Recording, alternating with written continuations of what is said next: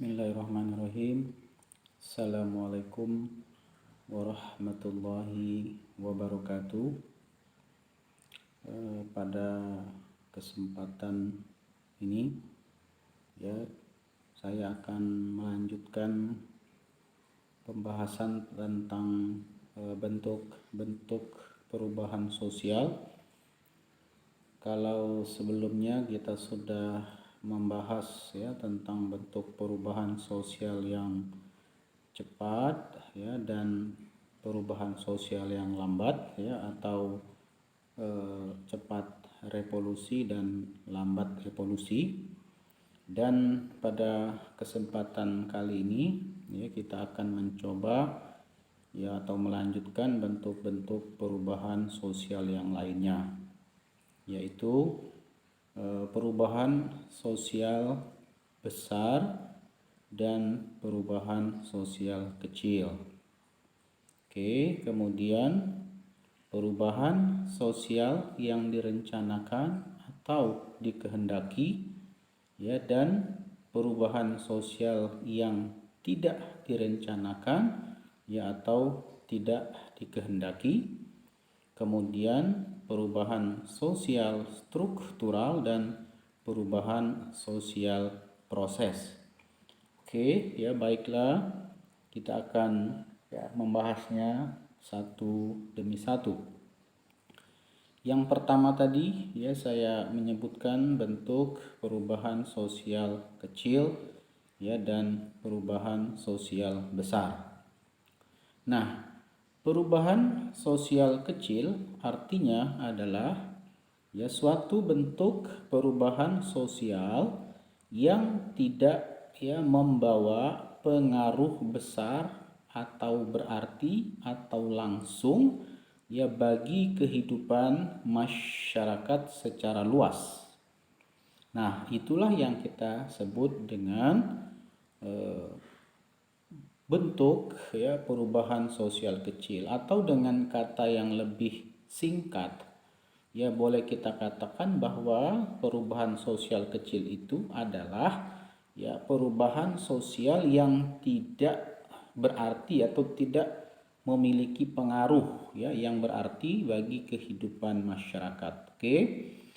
Nah, contoh yang bisa kita berikan atau kita ketengahkan dari bentuk perubahan sosial kecil itu adalah seperti terjadinya perubahan pada mode atau model pakaian. Mode atau model rambut, fashion itu busana dan lain sebagainya. Itu semuanya adalah termasuk contoh perubahan yang kecil. Termasuk dalam seni, musik, kemudian tari-tarian, semuanya itu adalah bentuk perubahan kecil. Kenapa? Misal kita ambil contoh model rambut, model pakaian itu setiap tahunnya itu sudah pasti mengalami tren berubah-ubah. Misalnya rambut gondrong, kemudian berubah menjadi rambut mungkin rapi, cepak dan lain sebagainya. Model pakaian juga sama. Kemudian tadi tari-tarian sama, dulu mungkin ada break dance kemudian jaipongan dan lain sebagainya. Nah, termasuk juga nyanyian bahkan nyanyian itu begitu cepat fluktuasinya, berubahnya. Minggu ini mungkin lagu apa begitu minggu berikutnya mungkin sudah berubah lagi lagu apa. Nah, itulah yang disebut contoh atau yang merupakan bentuk nyata atau contoh nyata dari adanya bentuk perubahan sosial yang kecil. Nah, kita lanjut bagaimana dengan bentuk perubahan sosial yang besar.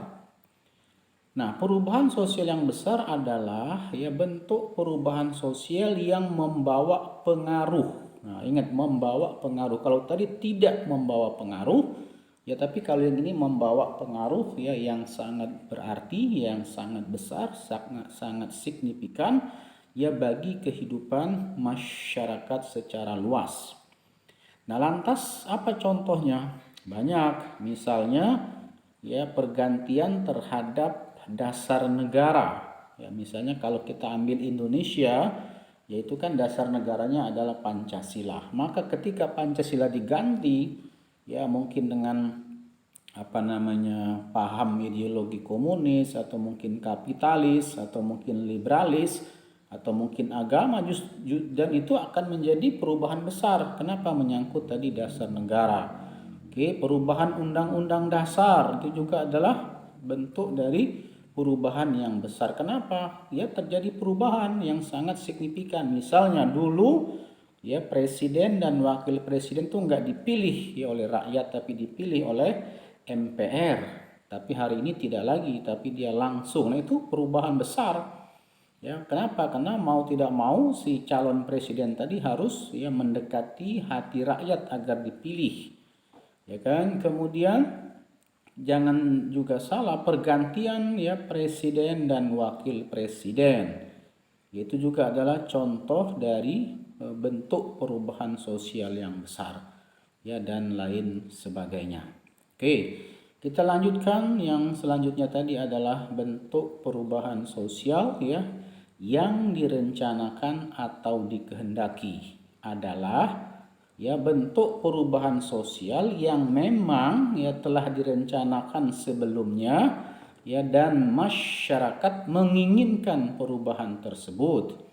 Misalnya pembangunan jalan tol yang sekarang mungkin sangat marak ya dilakukan oleh Presiden Republik Indonesia ya, di mana-mana dibangun jalan tol ya.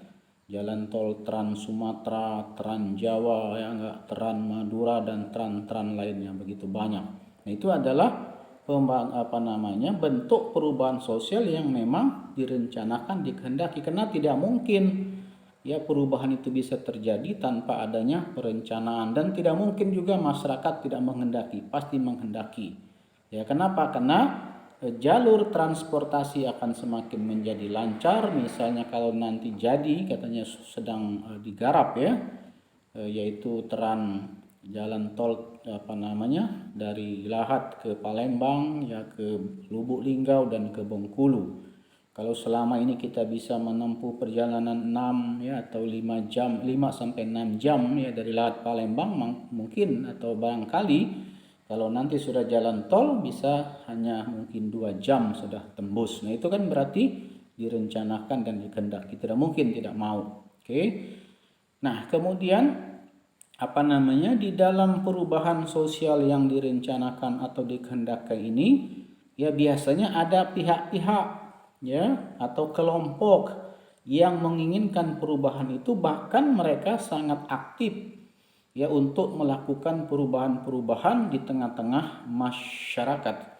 Nah, inilah yang di dalam ilmu sosiologi disebut dengan agent of change. Jadi ingat ya, pihak-pihak ya atau kelompok-kelompok ya yang menginginkan ya bahkan mereka mendesain ya merekayasa ya agar terjadinya perubahan sosial tersebut di tengah-tengah masyarakat ya, itulah yang disebut tadi dengan agent of change atau agen-agen perubahan sosial. Nah, seperti apa atau seperti siapa ini yang dinamakan dengan agen perubahan? Ya tentunya contoh nyatanya adalah seperti yang sekarang di hadapan kalian, yaitu adalah contoh nyata agent of change, yaitu guru. Kenapa guru disebut dengan agent of change? Ya agen-agen perubahan, karena mereka lah yang telah merubah orang dari tidak tahu menjadi tahu. Ya enggak, orang dari tidak bisa membaca menjadi bisa membaca, dari tidak berhitung ya enggak bisa berhitung, dari tidak bisa berpikir dengan kritis ya tidak bisa menggunakan akal sehatnya kemudian bisa berpikir kritis. Berarti itu adalah berkat dari agent of change tadi. Makanya ya guru disebut sering diistilahkan dengan pahlawan ya tanpa tanda jasa, karena begitu banyak ya sumbangsinya terhadap perubahan-perubahan di dalam masyarakat. Nah, termasuk juga contoh dari agent of change itu adalah para dokter ya, para medis. Kenapa? Karena dia mengajarkan masyarakat tentang bagaimana kebersihan lingkungan, sanitasi lingkungan, bagaimana menggosok gigi, ya kan, bagaimana mengobati ketika ada penyakit dan lain sebagainya. Juga barangkali contohnya juga adalah PPL ya, penyuluh lapangan. ya penyuluh pertanian. Kalau dulu ada penyuluhan KB, ya keluarga berencana dan lain sebagainya. Jadi pendek katanya mereka-mereka yang aktif terlibat ya enggak dalam perubahan di dalam masyarakat, maka mereka itulah disebut tadi dengan agent of change, termasuk juga para ulama ya, para ustadz, para kiai, para biksu ya, pastor ya, para biarawati, itu semua juga adalah contoh dari agent of change. Kenapa? Karena mereka yang memberikan pencerahan, ya enggak, memberikan pembaharuan di tengah-tengah umatnya, dan tokoh-tokoh masyarakat tentunya, ya tokoh-tokoh adat tentunya dan lain sebagainya. Oke, kita lanjut dengan bagaimanakah dengan bentuk ya perubahan sosial yang tidak direncanakan atau tidak dikehendaki. Nah, maka kalau yang tadi direncanakan dan dikehendaki oleh masyarakat, justru apabila dia disebut dengan perubahan sosial ya yang tidak direncanakan atau tidak dikehendaki, itu adalah suatu perubahan sosial yang terjadi ya di luar jangkauan manusia dan tidak dikehendaki oleh masyarakat. Artinya perubahan itu terjadi dengan sendirinya, dalam kurung ya tidak ada campur tangan manusia, tapi di bawah ya kekuasaan manusia, di bawah kendali manusia, karena ada yang mengendalikan alam dan jagat raya ini adalah Tuhan Allah Subhanahu wa taala. Nah, apa contohnya dari perubahan sosial yang tidak dikehendaki atau tidak direncanakan? Itu adalah terjadinya berbagai macam bencana alam. Nah, bencana alam itu adalah contoh dari perubahan sosial yang tidak direncanakan, tidak dikehendaki. Misalnya banjir, ya tanah longsor, ya angin taufan, ya tsunami, gunung meletus, ya kan, dan lain sebagainya. Manalah mungkin ya gunung meletus itu kita rencanakan, ya enggak, banjir terjadi kita rencanakan, tidak mungkin, dan kita pasti tidak menghendaki, tidak menginginkan ya terjadinya bencana-bencana alam tadi. Nah, ini adalah contoh dari perubahan sosial yang tidak direncanakan atau tidak dikehendaki. Oke, kita lanjutkan dengan yang terakhir ya. Yang terakhir adalah bentuk perubahan sosial struktural dan perubahan sosial proses. Nah, manakala kita berbicara tentang bentuk perubahan sosial yang struktural, itu artinya adalah ya perubahan sosial yang mendasar atau perubahan sosial yang baru sama sekali.